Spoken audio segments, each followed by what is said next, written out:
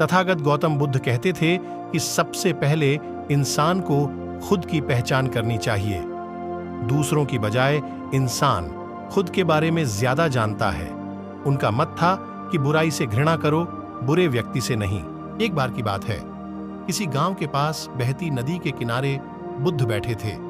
किनारे पर पत्थरों की भरमार थी, पर छोटी सी वह नदी अपनी तरल धारा के कारण आगे बढ़ती ही जा रही थी।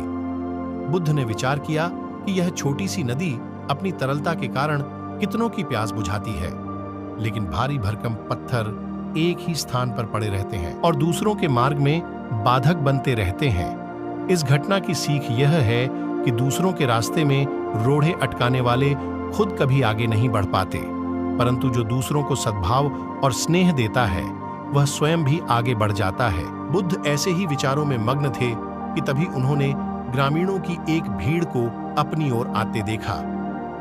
बड़ा शोर था और लोग किसी युवती के प्रति अपशब्द बोल रहे थे। तथागत ने देखा कि लोग एक युवती को घसीट कर ला रहे थे और उसको गाली भी दे रहे थे। भीड़ के नजदीक आने पर बुद्ध ने लोगों से युवती को पीटने और अपशब्द कहने का कारण पूछा।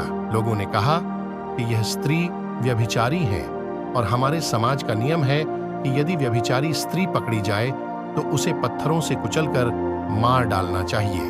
तथागत ने युवती की ओर देखा और कहा, जो तुम चाहते हो वही करो, पर मेरी एक शर्त है कि पत्थर मारने का अधिकारी वही है जिसने कभी व्यभिचार न किया हो और न ही उसके मन में ऐसे विचार कभी आए हों। इतना कहकर तथागत शांत हो गए। चारों ओर मौन था। कुछ समय बाद लोगों की भीड़ मन में पश्चाताप का भाव लिए हुए वहां से विदा हो गई। इस घटना से यही सत्य उभरता है कि हम खुद अपने प्रति न्याय कर सकते हैं, दूसरों के प्रति नहीं, क्योंकि हमारी जानकारी दूसरों के विषय में अधूरी होती है। यदि हम किसी के प्रति न्याय करना चाहते हैं तो उसे ऐसा प्यार और स्नेह मिलना चाहिए कि खुद ही अपने दोषों को स्वीकार कर ले और उन्हें पुनः न दोहराने का संकल्प करें।